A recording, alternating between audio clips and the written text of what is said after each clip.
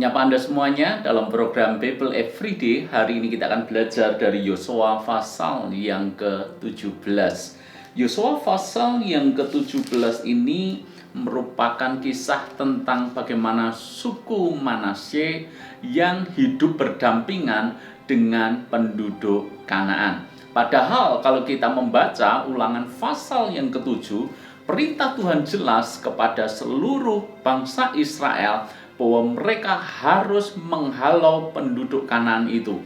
Mereka harus menumpas habis dan mereka tidak boleh mengikat sebuah perjanjian dengan orang-orang Kanaan. Namun nyatanya suku Manasye ini mereka mengikat perjanjian. Coba kita baca ayat yang ke-13 dari pasal yang ke-17. Suku Manasye dan juga berlaku bagi suku-suku Israel yang lainnya. Coba ayat yang ke-13 kita baca. Setelah orang Israel menjadi kuat, orang Kanaan itu dibuatnya menjadi rodi, tetapi tidaklah sama sekali mereka dihalaunya. Ibu bapak saudara semuanya, kalau Anda amati ayat yang sebelumnya, yaitu ayat yang ke-12, coba Anda perhatikan, tetapi Bani Manasye tidak dapat menduduki kota-kota itu sebab orang Kanaan berhasil untuk tetap diam di negeri itu. Jadi Anda bisa bayangkan seperti ini, suku Manasye ketika masuk ke Kanaan yang menjadi bagian daripada milik pusakanya, di sana berdiam orang-orang Kanaan. Pada waktu itu mungkin kekuatan Manasye tidaklah cukup untuk mengusir, menghalau atau mengalahkan orang-orang Kanaan itu. Sehingga Alkitab catat orang Kanaan berhasil untuk tetap diam di negeri itu bersama-sama dengan suku Manasye. Tetapi yang jadi persoalan adalah seperti ini, ayat yang ke-13. Setelah orang Israel atau suku Manasye itu menjadi kuat, mestinya mereka menghalau orang-orang Kanaan itu. Mereka punya kekuatan untuk melakukannya. Tetapi yang mereka lakukan bukanlah menghalau mereka, tetapi justru mengalahkan mereka dan menjadikan orang-orang Kanaan ini menjadi rodi bagi mereka. Bekerja secara gratis atau kerja paksa untuk suku Manasye. Kalau kita melihat dari sisi keuntungan secara material, sisi bisnis, maka suku Manasye ini sangat diuntungkan dengan bekerjanya orang-orang Kanaan kepada mereka secara rodi atau mereka bekerja secara paksa. Sangat diuntungkan. Karena apa? Karena mereka tidak perlu mengeluarkan biaya, tidak perlu mengeluarkan uang untuk membayar tenaga kerja mereka. Dengan kata lain, dari sisi keuntungan material, mereka sangat diuntungkan. Kota-kota yang mana ada pekerja rodi ini tentu saja akan cepat maju karena begitu banyak orang bekerja untuk membangun kota itu. Kalau dilihat dari sisi materialistis, maka ini hal yang sangat menguntungkan.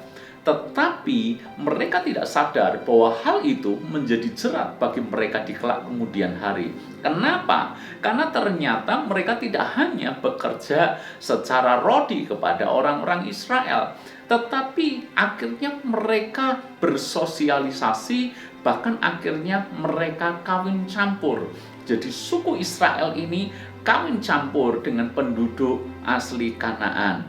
Maka pelan-pelan itu menjadi jerat bagi bangsa Israel sendiri, karena banyak di antara mereka yang akhirnya berpaling dari Allah Israel dan menyembah kepada dewa-dewa Kanaan. Apa pesan firman Tuhan yang bisa kita tangkap melalui kebenaran ini? Kadangkala dalam hal tertentu mungkin cukup menguntungkan dari sisi bisnis atau dari sisi materialistis kalau kita kompromi dengan yang namanya dosa. Tetapi ibu bapak saudara, hati-hati jangan sampai itu menjadi jerat bagi kehidupan rohani kita. Apa gunanya secara uang kita untung, tetapi itu merugikan kita secara rohani? Apa gunanya secara bisnis kita memiliki banyak kemajuan, tetapi secara rohani kita justru mengalami kemunduran, mengalami kemerosotan. Padahal yang jauh lebih penting daripada hal-hal perkara jasmani adalah perkara-perkara rohani. Yesus sendiri dengan tegas dan dengan terus terang berkata, apa gunanya kamu memiliki seluruh isi dunia, tetapi kalau jiwamu binasa? Pikirkan baik-baik, perbandingan yang dibuat Yesus tidak hanya sekedar kaya, tetapi memiliki seisi dunia. Dan itu tidak ada artinya dibandingkan kalau jiwanya binasa. Dengan kata lain, apa gunanya kita mendapatkan keuntungan secara lahiriah, keuntungan secara keuangan, tetapi kalau itu membuat kita mengalami banyak kerugian dalam sisi rohani kita. Jangan sampai apa yang kita pikir menguntungkan itu justru menjadi jerat bagi kita di kelak kemudian hari karena kita kompromi dengan yang namanya dosa. Pelajaran di dalam Yosua pasal yang ke-17 ini kiranya menjadi pengingat bagi kita. Bagaimanapun juga, hal rohani jauh lebih penting daripada perkara-perkara jasmani. Tuhan memberkati.